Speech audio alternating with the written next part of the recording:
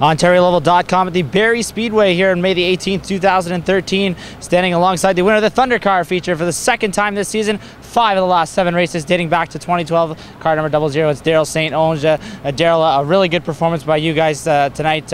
Took the lead early on in the race, eventually take the checkered flag. Not a whole lot of contention, a little bit from Travis Halliburton, but what exactly was able to make this car so strong here tonight? You know, I have a crew chief, his name's Ron Mace, and him and I built this car when we first started about 9 years ago with this. And every time I come back from racing, he comes to see me on Monday night. He's helping a late model down at Sunset, and he comes and helps me. And we always have these conversations, and every time we have these conversations, he always says the same thing. How can a car change that fast from week to week? You're changing stuff you shouldn't be changing. So we put it back, and we put some wedge in it, and the car's a bullet. Now, this racetrack is typically pretty tight to get around. I mean, turn 4 is obviously very tight, up off of a pretty swooping turn 3. I mean, what is it that it makes you guys so successful here every week, especially against some pretty top-notch competition as well?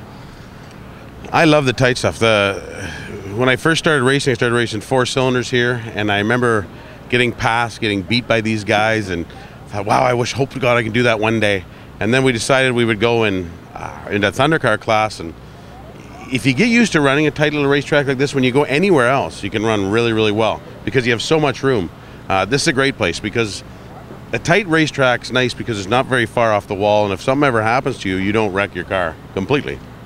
Now, Gordy the Shepherd in the limited late model division has made his car work on the top side. Is that something that you guys have started to think about, that maybe you guys should try to make that setup work? This car loves the Highline. It really does like it. It just, sometimes you gotta look who you're going up the outside of, because it takes one wrong turn up there and someone puts you right in the fence. So cardinal rule racing is try to go under, because there's got a car on the outside of you, a car between the wall. It's the safest way to go, but if we need to go up there, as you'll see as the season progresses, this car is very, very good on the outside.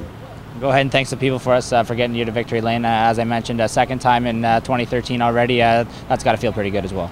It does feel good. And you know what? My son Nicholas and my other 2 sons, Justin and Colton, they're also fantastic race fans. My son Nicholas has really stepped up this year. He wants to drive this car, and I really want to thank him because he comes to the racetrack. He comes to the shop on Monday nights. He stays late. He's tired for school in the morning, and this is a sport where if we don't, evolve, then there is no sport. So he's going to start racing, and that'll be the happiest day of my life. Congratulations to you once again. We wish you the best of the luck for the rest of the season. Thank you very much. For OntarioLoval.com at the Barrie Speedway, Thunder Car winner here, Darryl St. Onge, I'm Clayton Johns.